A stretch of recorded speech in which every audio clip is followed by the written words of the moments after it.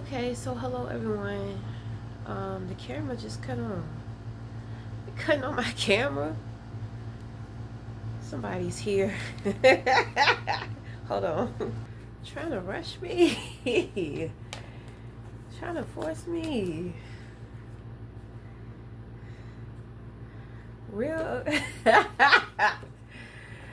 I said, damn, that hasn't happened in a while. You know.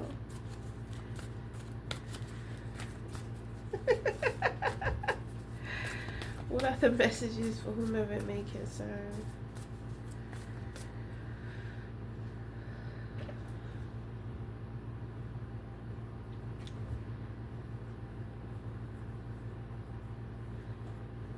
It's awfully quiet. But isn't the quiet a good thing? Are you wondering why they shut up?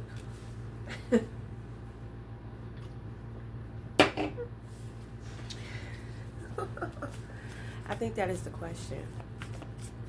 It's quiet. Why is it quiet?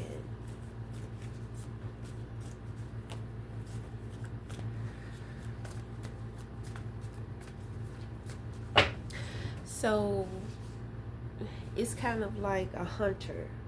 Okay, so I feel like I'm in the mind of a hunter. So the hunter knows that. So when I say hunter, it could be like someone who hunts animals, but I'm thinking more so of a predator, like an animal predator. So it's like, everything has went quiet, which either means that motherfuckers know that I'm here and they're trying to listen to my movements, or it's gone quiet because there's something bigger around to where I am the prey. So then it would be predator versus predator. So I really pick up the first scenario. The predator has been heard. So now, everybody gets real quiet because they're trying to study where the predator is, how the predator is moving.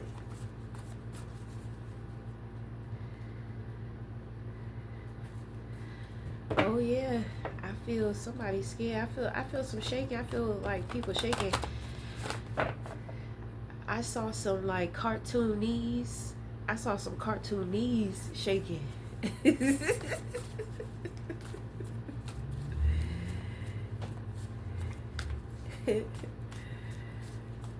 They shaking in their knees. What's up? Some of it feels like fear, but then some of it feels like nervousness. Okay, so in the position of your crown, you have the Seven of Cups.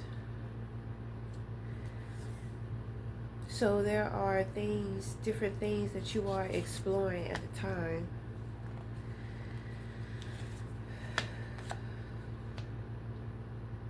You have the jealousy card and the restriction. People are jealous of your freedom. They're jealous of your freedom. It's like they don't understand it. So I pick up real quick a situation to where, you know, it's like, let's say you have a man and a woman. The woman, it's like she understands this man.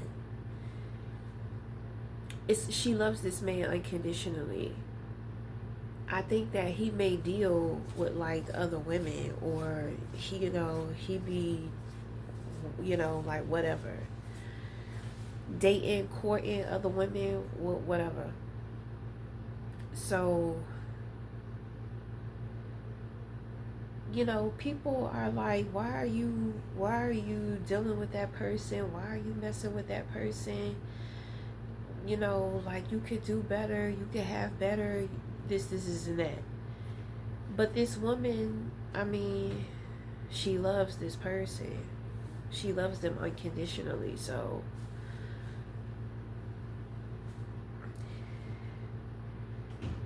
maybe there are things that people, you know, just don't know about him. I mean, how she feels about him is how she feels about him. How she decides that she's going to deal with him, that is on her. Nobody's going to change that. And it's kind of like she's saying to herself, you know, you're not going to be here long anyway. You know, you shouldn't even be worried about my business and my dealings, you know, because people, the options that this woman has is kind of like there's a coldness to her. She has an awareness of what's going on. It's like she's buying her time while she waits for somebody.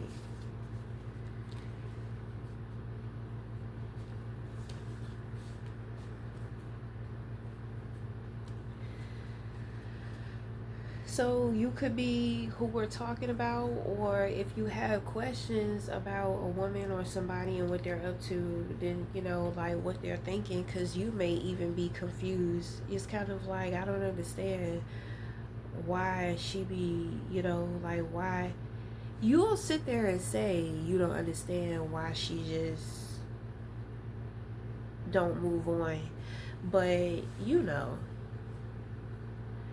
why. I think there's so much about this person, this woman. It's like she's so mysterious. It's kind of like you never met somebody that thinks the way in which that she does. The biggest thing that I pick up here is like loyalty.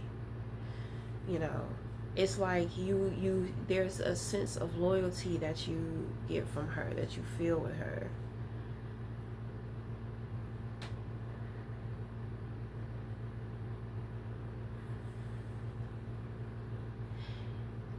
This person, like, you're speechless when it comes to, like, you're trying to understand this person, like you're speechless. But I'm trying to tell you, this person is unconditional. So I mean, most people don't really know what you know, they don't really know, you know, what unconditional love is. So something must have happened between the two of you.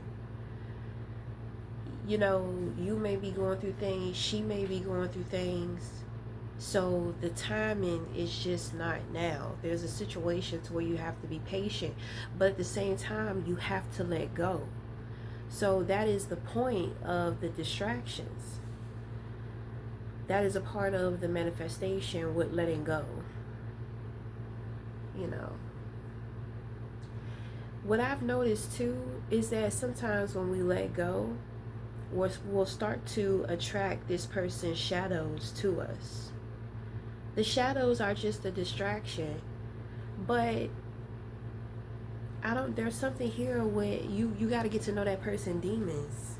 You got to see if y'all demons play well with each other. You know what I'm saying?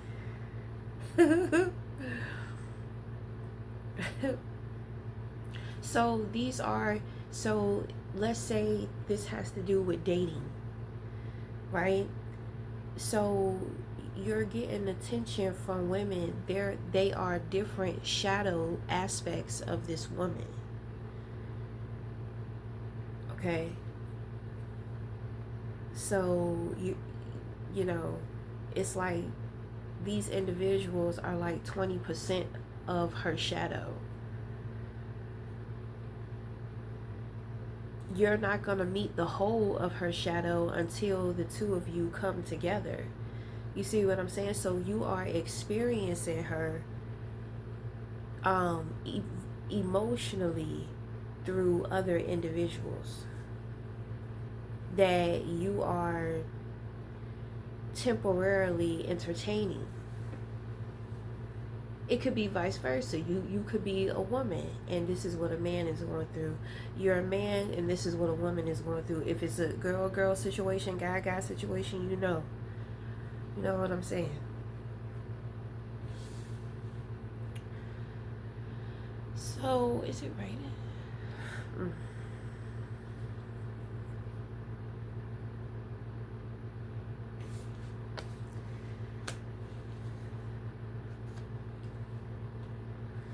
For some reason, people think that your success is their downfall, which means that individuals have been trying to compete with you. Okay, with the jealousy card here, these individuals are very jealous and they feel restricted. They feel restricted, that's what I'm saying, because it's kind of like your victory, your success, it's like their downfall, but it's not. It's just you're not on the same level as them. You're not a jealous motherfucker. You know, you don't keep yourself in constant heartbreak. You keep it the fuck moving. Okay, so, and that's what I'm saying, because it seems like there are people on the outside who know your business or something. They know, you know, if you fell out with somebody, they know that you fell out with them and they know why y'all fell out. But, you know, they're seeing, I think people are seeing the love, but at the same time they're seeing how somebody else, maybe even both of y'all, are exploring your options too. To other people it's kind of like, we don't understand what's going on here. We don't get it. They don't have to get it. It's not their business.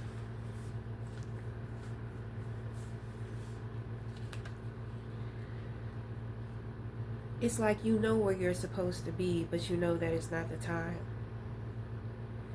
You can't sit around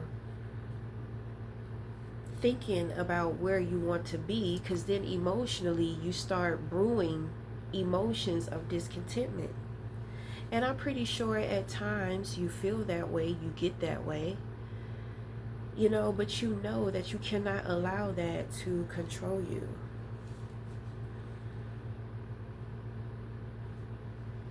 You may even be confused about the type of individuals that you are attracting. I told you, it's the shadow parts of this person. They are experiencing the shadow parts of you too. So it's like you're spiritually dating. So it's like sapiosexuals and you guys are dating. That's a good thing. Get to know that person in the spirit. Because when you get in the physical, it's like we forget that we're connected. You know, that's not just a human being. That's not just somebody who's in front of us.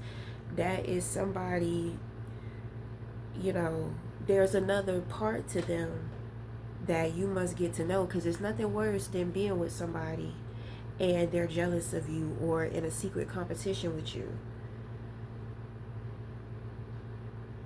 You know what I'm saying? That shit fucked up.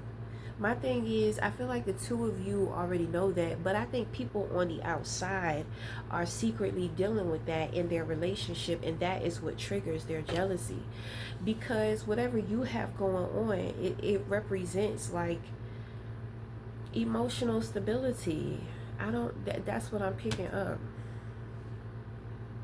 How are you stable with this, pretty much in a nutshell? Like, how are you stable without wanting to control that person, without wanting to know their every move, what they're doing, what they got going on, when they're meeting somebody new, if they're fucking them, if they're not fucking them?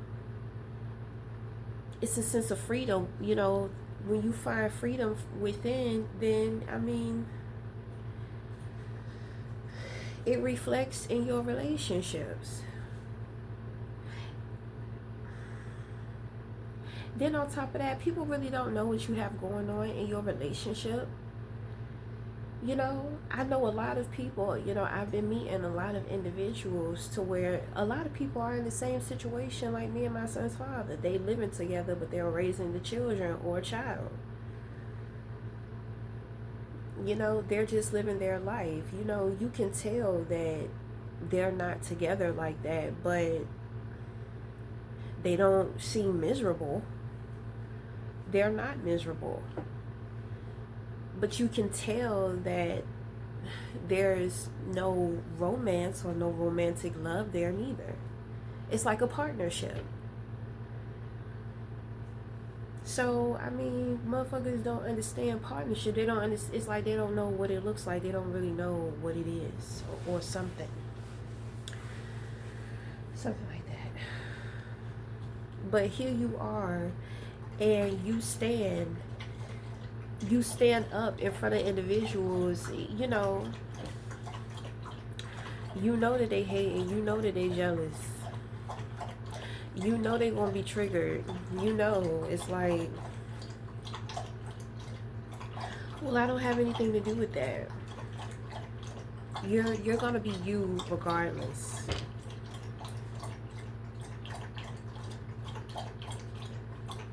I think that they're jealous of that too. There's a lot that people are jealous. Like, it's a lot. So make sure that you are appreciating you and you are appreciating your life. You know.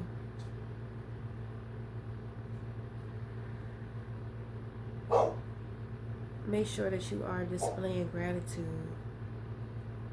Okay, so then we end off with the Fool card. So there's a leap of faith, that you are about to take. I think that you are about to go against the universe. With the Fool card here, you are protected because this is, kind of like, if it was in reverse, it would represent you exploring territory to where your guides are not prohibited. So they are not going to be there to protect you. So, in a situation, you'll be protected.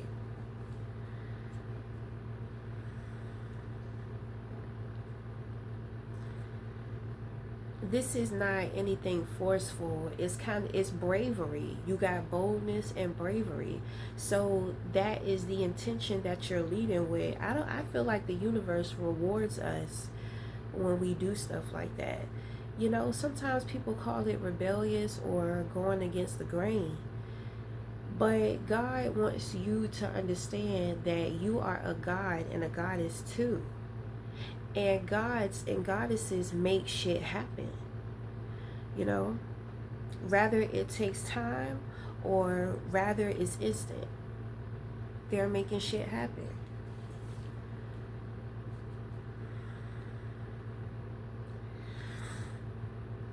So, I feel like you're not going to be patient about a certain situation. And the universe is supporting you with this. You may be confused. Somebody may have said something that created some kind of a bias for you, but it looks like you're rising above that. You have a synchronicity of 8 and this is not 8. Okay, so there is no synchronicity. But you do have a synchronicity of 7 and 7. So this is going to represent, this is something real spiritual. And when I say real spiritual, I'm talking about like some type of healing work. Like getting some type of healing services, maybe having some type of experience with healing. I see you're going to go to somebody. You're going to go to somebody and get some work done. Okay, and this is going to plant a seed for the future. Success. This person is a Kundalini. I did hear master, but I don't think that they know that they are a master, but they are. Okay. Okay, so when it comes to healing something within your chakras, okay, this person going to give it to you physically. They're going to give it to you internally, which means doing outside work, doing inside work. They're going to give it to you emotionally, mentally, and it's like empower your individuality. Okay. So, I don't know. That is going to be the result of the work that you are going to be getting. So rather you get some Reiki done, rather you go on some kind of retreat, rather you go to some people to pay to get something off of you or to protect you for something, whatever.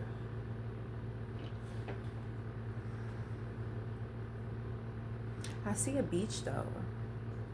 I saw somebody is looking out of a window,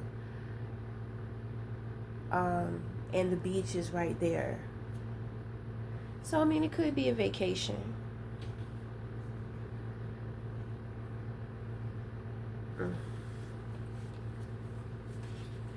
Could be a little vacay, but I pick up spiritual work with the synchronicities of the sevens. And because it's a master number, it's physical. It's something you're going to experience in the physical. It is an investment.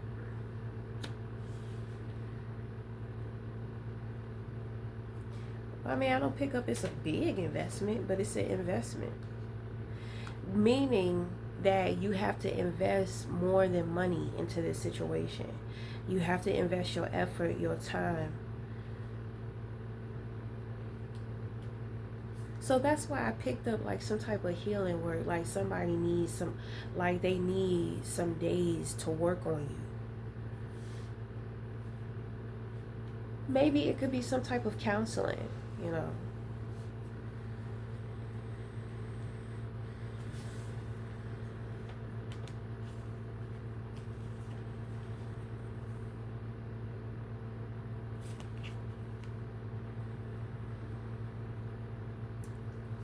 If you and somebody like split up for a little bit, it's kind of like y'all fell out. Whatever happened happened. I heard it was gruesome. It was gruesome. This person is receiving the truth of the things in which they didn't know that you were up to. Okay?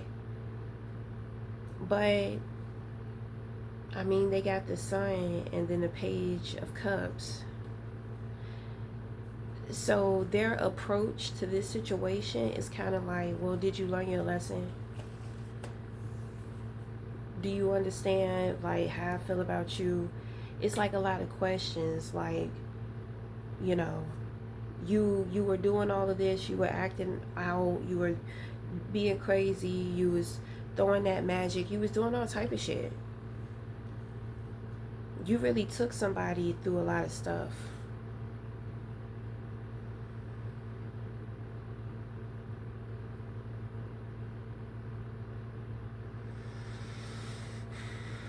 It's like you didn't know how much they liked you. But I feel like they were hiding it very well.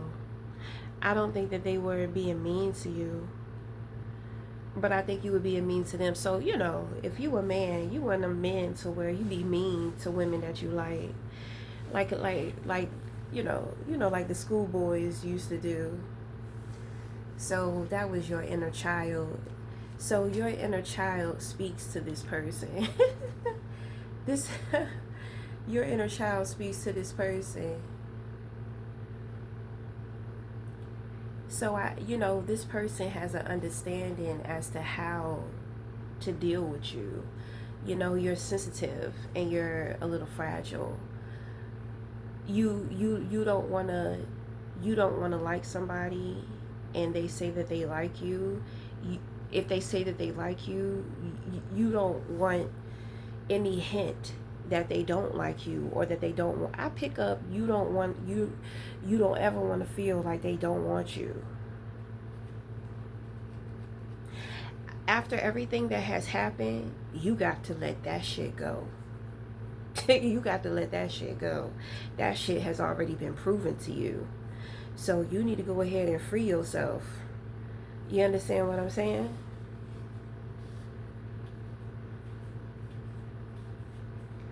Well, with the Fool card here, it looks like that's what you're gonna do.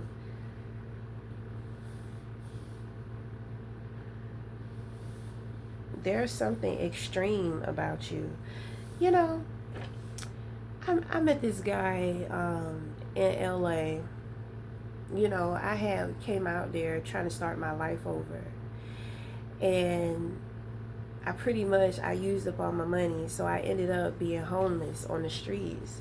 So I met this homeless guy, and he told me that he was homeless because he was looking for a woman. You know, he said that he's worth a lot of money, you know, and, you know, he has a lot of friends that are worth a lot of money too. And he said that he decided to be homeless because when he was married, you know, his wife was cheating on him, and then she tried to take everything, you know. So he told me, he said, I want a woman that's just gonna love me for me at my worst, at my darkest time. And if I can see that she loves me, you know, I'll go back home and I'll clean myself up. Okay. I said, wow, I so get it. I so get it. I so get it. That's extreme though. So I said, so what you looking for, homeless? You know, of course he offered me the position, but I was just like, no, I only know you for 2 days. I only know him for 2 days, and he was annoying me. He kept talking about my backpack. He kept saying, that's a new backpack. That's a nice backpack. That's a new backpack. So because my backpack was new, people could tell I was like a rookie homeless person. He said, he said, he said, you better keep that bag close to you because everybody knows that you're new out here. Nobody's ever seen you before. Then on top of that, you have a new backpack. He was just like, keep that backpack close to you. I was like, well, damn, is you going to steal my backpack? He just kept talking about my book bag. I was like, what is it? So then, you know, it was real cold. It got real cold at night. So I'm just like, where we going to sleep at? So, because I wanted to sleep on the beach. And he was just like, nah, because the tweakers will come and fuck with us and rob us. So, you know, he found a spot for us to sleep. And I had a cover. But my blanket was only enough for one person. So, you know, it's cold. So we huddled up. And he's sitting up there and he wants some of my blanket. I'm just like, bruh, you've been homeless longer than me. So why aren't you prepared? It's just like, damn. It's I said, why aren't you prepared? You've been doing this longer than me. It's cold out here. And, you know, he was a white guy. He wasn't really giving off too much heat, you know? So I'm just like,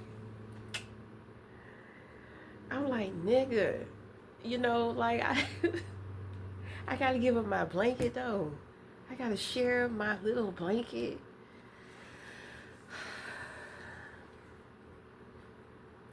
So he looking for somebody to love him. I'm looking for somebody who can show me that they can take care of me. And when I say that, be considerate. You know what I'm saying? I wasn't homeless for that reason, but overall, if I was gonna be dating or getting to know somebody, you know, that's what I'm looking for. You know, somebody that's gonna take care of me and I'm gonna take care of them.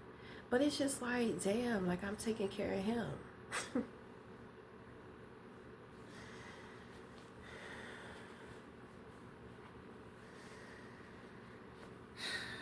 You know, I was like, oh my goodness, this is crazy. You know. So, um, you know, the next day, he told me he had to go to the pound to get his dog out because they took his dog. He loved his dog. You know, I believe the second night he had a space. It's like on a highway, but you know how they have like the big mediums. Sometimes the mediums, it's got like tall trees and forest and all that shit in there. So he had a spot in there. You know, he had a spot there. He was like, we'll be safe here. Like, nobody will fuck with us. Nobody comes here. Nobody is just walking through this area. So he set up like a little tent, you know, and this time he had like a blanket. He ain't have a blanket, but he had like a big coat. So he used his coat and I used my blanket, you know. But, and that was the day he was just like, you know, if you're ready, he was like, he was just like, I'll pack up right now and I'll take you home to my mother and I'll take care of you and give you everything that you want.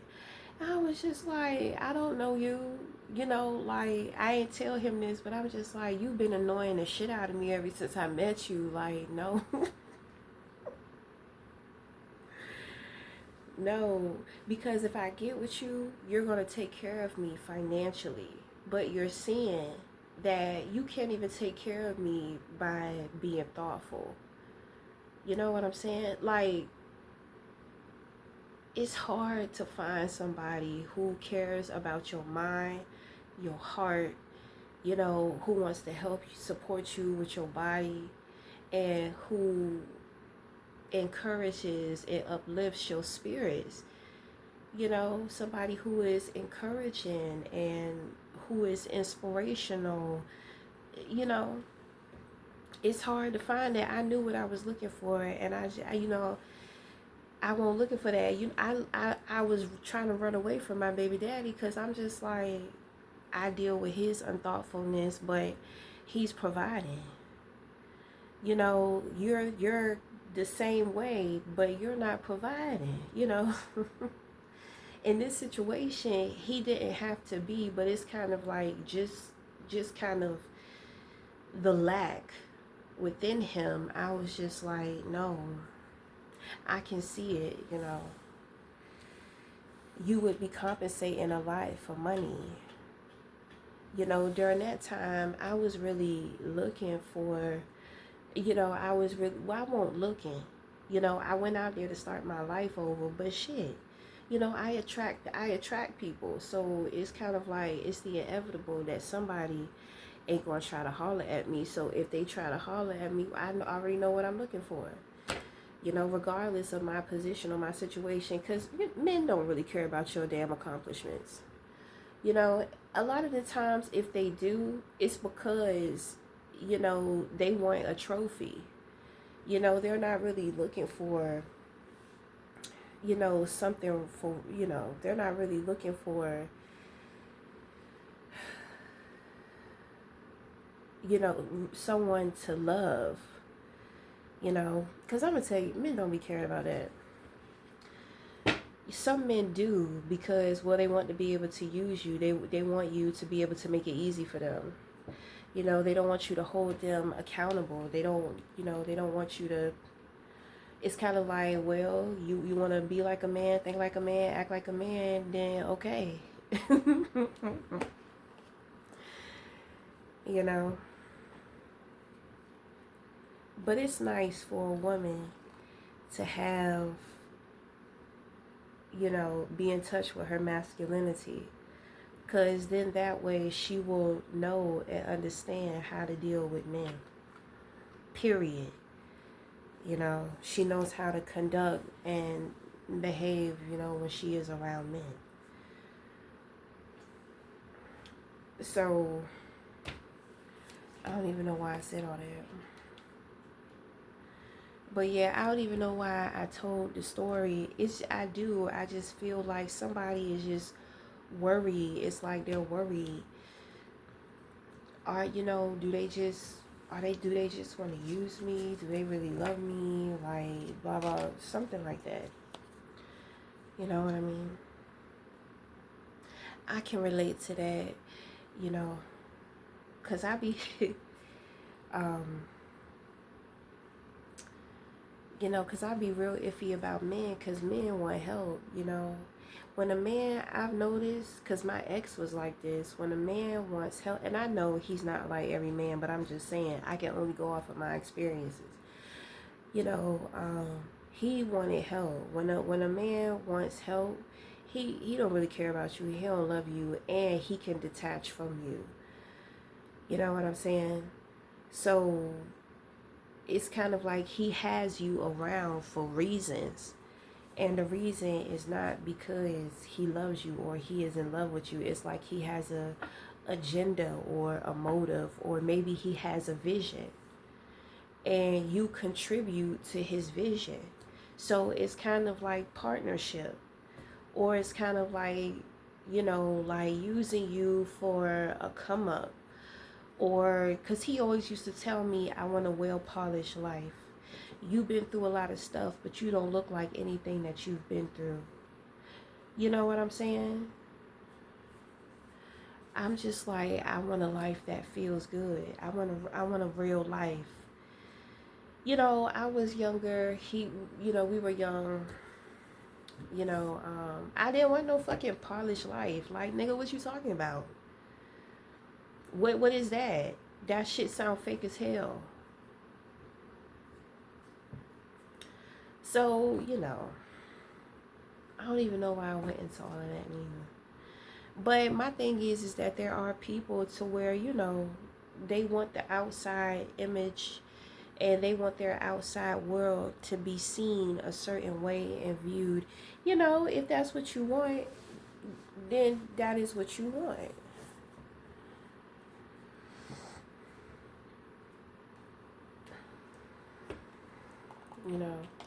But I mean, he was looking for help.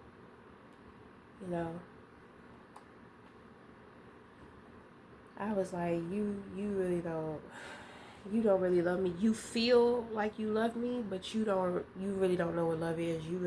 You're not in love with me. And he wasn't ready to take on the responsibility of family, working, and he was the only person that I was with to where he wasn't taking care of me. Like, we was helping each other out. He was the only one, the only man that I've been with to where we're both working, taking care of the kids. That is a very exhausting life. I like being at home. He he's trying to get ahead. He's in competition with his friends. He's seeing what other people got going on, and he's trying to be in the mix. He's trying to have this, he's trying to have that. And it's just like, where's the relationship and where's the love? That shit, it quickly faded. We didn't even make it a year together with, like, living with each other. Then we had issues with the children. Then dealing with his baby mama. My baby daddy was a piece of work too. But because we were stable, I didn't really have to deal with my baby daddy. When shit started falling apart, before it started falling apart, my baby daddy got a job. So he took over paying for my son's daycare. Me and my ex, we ended up crashing out and separating. And I ended up living with my son's father. That's the only person that I had.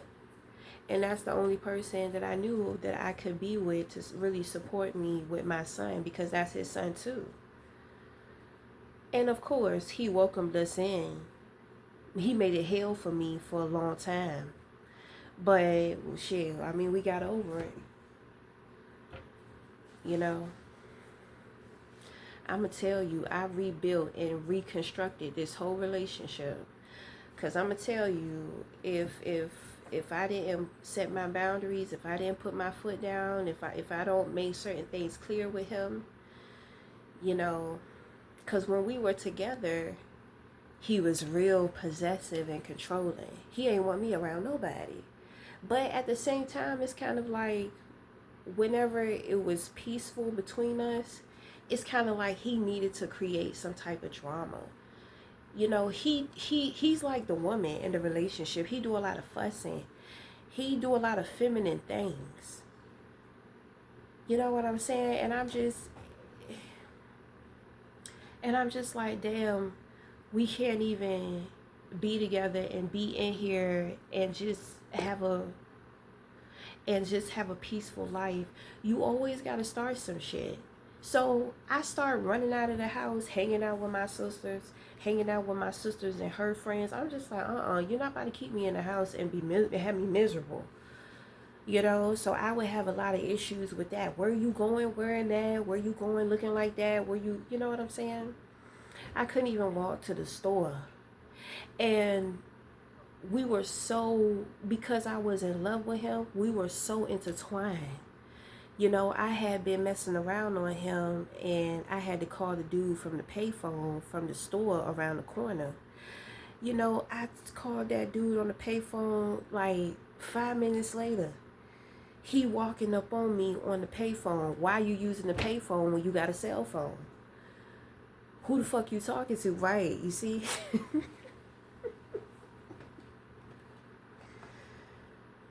You know, I was a wild girl. I was a very wild girl. It's just, you know,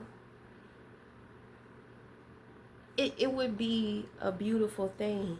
And then on top of that, it's like he's trying to keep me at home, but we're not planning for the future neither.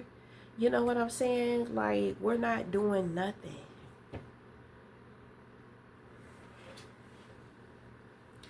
I'm gonna tell you the one thing that kept me around. By the third year, I knew I didn't want to be with him. But you know what kept me around? He be cooking. He be cooking. He be cooking. That was the first thing I would think about when I thought about leaving him. I was just like, man, men don't be cooking. Who the fuck else am I gonna find that's gonna cook? You know, I don't mind cooking, but if I have to work, I don't want to have to worry about working, then coming home cooking, doing all this, doing all that. If I'm not, you know what I'm saying? That's the first thing I thought about when I wanted to leave his ass. I was like, shit, I can deal with it. I can deal. Oh. You know, like, he had a tight grip on me. My thing was, I was never that type of woman to where he had to be that way. But because he tried to bar me down and make me feel so restricted, it just triggered this natural rebellion in me to just, because I was messing around on him. He know that. I was messing around on him. You know, I felt caged. I felt like he didn't love me. Why are you always fussing with me? Then he used to talk to me real rude and crazy. You know, I'm just like, he never told me I was beautiful. And he said he ain't tell me I was beautiful because he said he ain't want it to go to my head. And I'm just like, bitch, I don't need you to tell me. I don't need you to tell me that. You're here. So obviously you're attracted to me in some kind of way. But I want to hear it from you. You know, and you sitting up here worried about my head getting big. Bitch, I already know I'm beautiful. And I'm glad that you're here. I don't know. That shit was just crazy. I couldn't believe he said that. I was like, what would make you say that?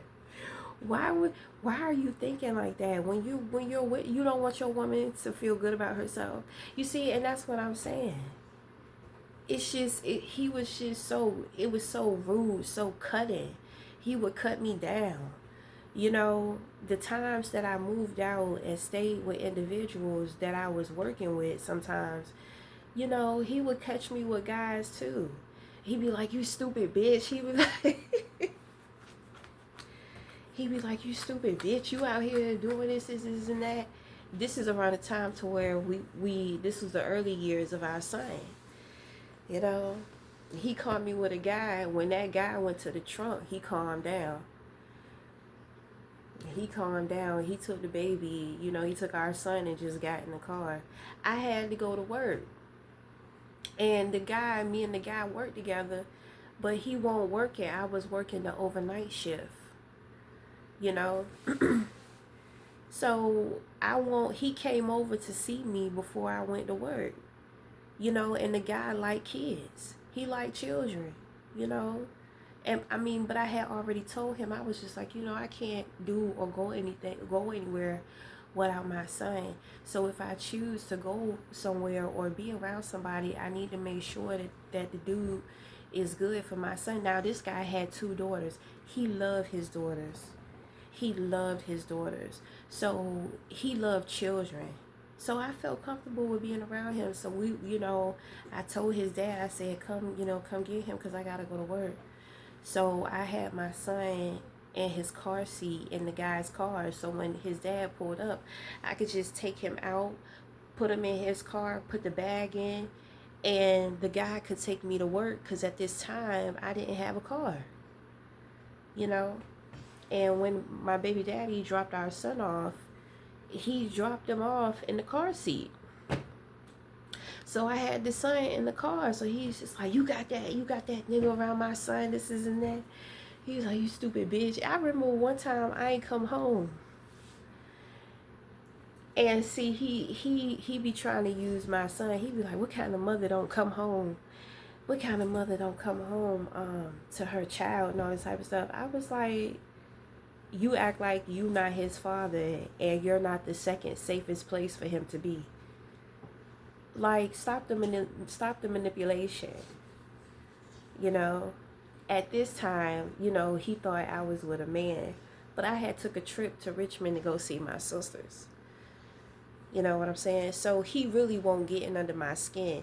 If I was with another dude, then I probably would have acted and behaved like guilty, and I probably would have explained myself or made up some kind of lie if I didn't want him to know.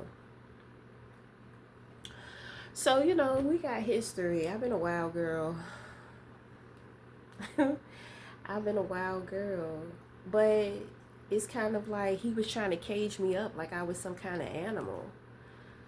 So, I wasn't divine back then. I was more so instinctive.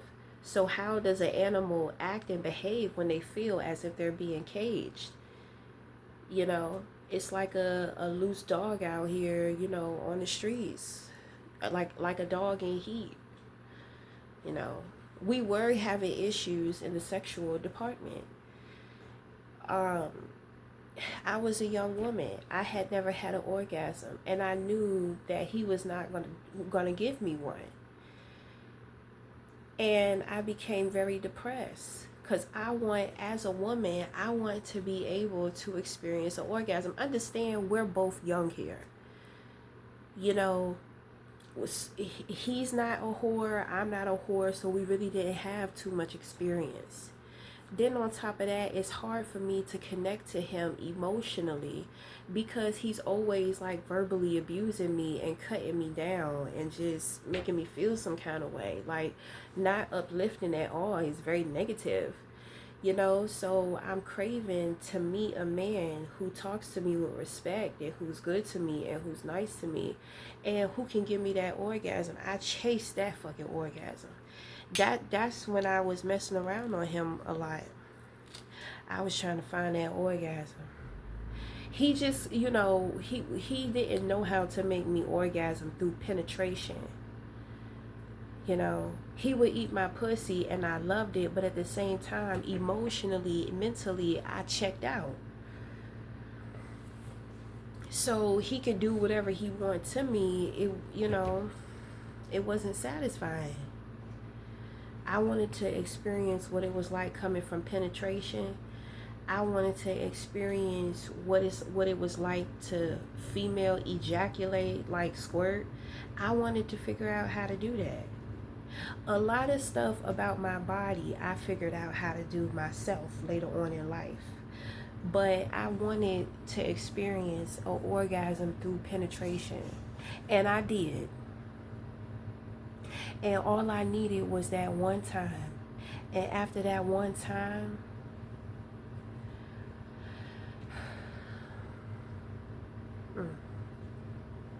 I started, something was awakened in my body to where I knew how to give myself an orgasm through penetration.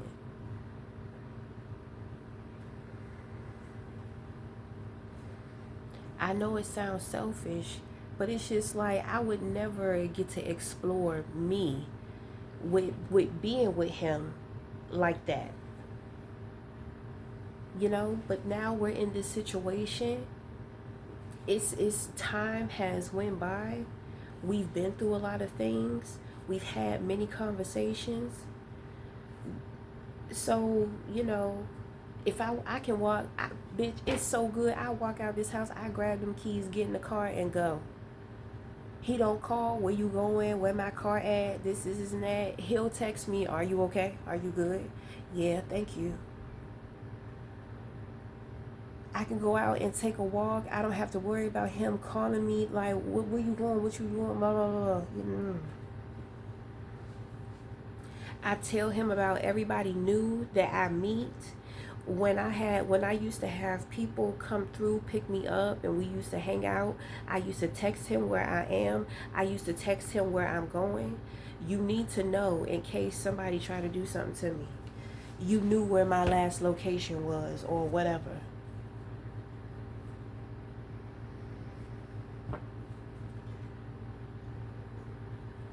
You know, this too is why I say, you know, freedom is not free.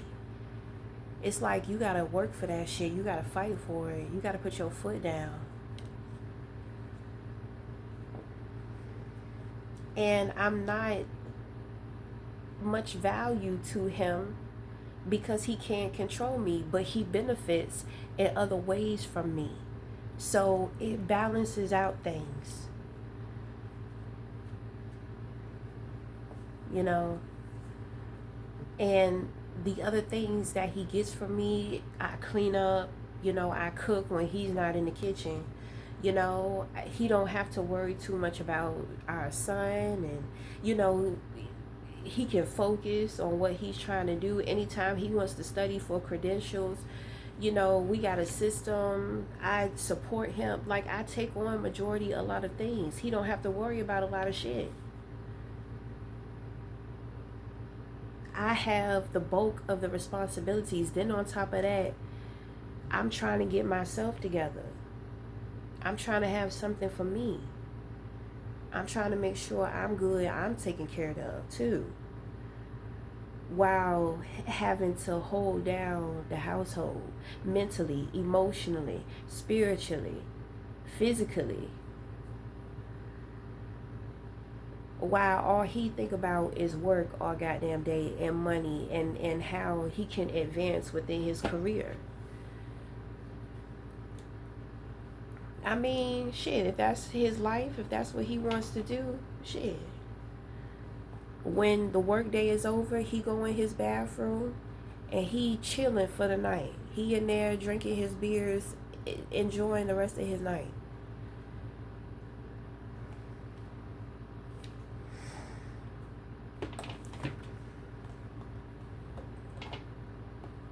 You know, he gonna come to me today. He gonna say, yeah, your boy out here getting into trouble. So I said, who you talking about? So he gonna say, you know you love your 50 Cent. So I said, right. So you don't have anything to say to me about him. So he said, but you know I love T.I. So I said, don't start that shit. You not about to bring that stupid shit in this house. We not about to sit here and battle with that, because he, you know, there's only so much that we can talk about because we don't really have anything in common, you know.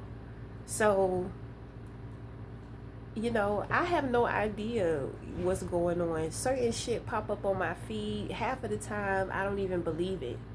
You know what I mean? So, with him, I said, don't even start that shit. So, he was trying to poke at the bear a little bit. He was trying to poke at the bear. I said, you know I like T.I. too. I said, I don't know what the fuck is going on. You ain't got shit to do with it. I said, so don't make it personal. You know, don't start no shit. Cause he be trying to debate all the time. I'm not sitting here debating. I'm not sitting here arguing with you about some shit I don't know. I don't know anything about. I don't have no facts. You trying to tell me shit, but you're not a credible source for me to be listening to. And he know that. I said, don't bring that shit over here, baby. Don't bring that shit over here. It's hot up in here. This hair hot. He gonna say I could see your braids. He was like, you shouldn't wear it, pull it back like that. Well, I gotta slick the hair down. But I told him, I said, nigga, it's crochet. You clearly know it's not my hair. Why the fuck do I have to sit here and try to pretend and act like it's mine? The most that I'ma do is try to blend it, which is why I left like a little bit of hair out here. But no, I said it's a crochet. People know it's not my fucking hair.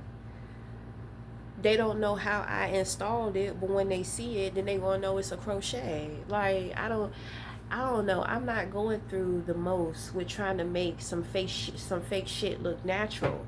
I could just wear my natural. I don't know.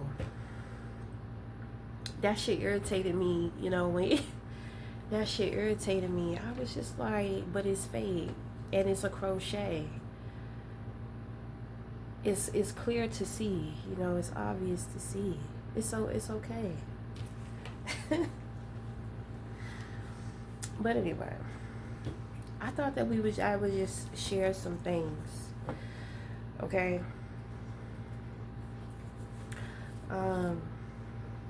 That's it. I have a feeling we may come back and talk about other things later, or maybe things are just gonna unravel about me, about my past and my relationships over time, because I kind of feel that coming, because individuals are going through certain things that I can empathize with, but we'll see. So anyway, until next time, we'll talk again. Thank you.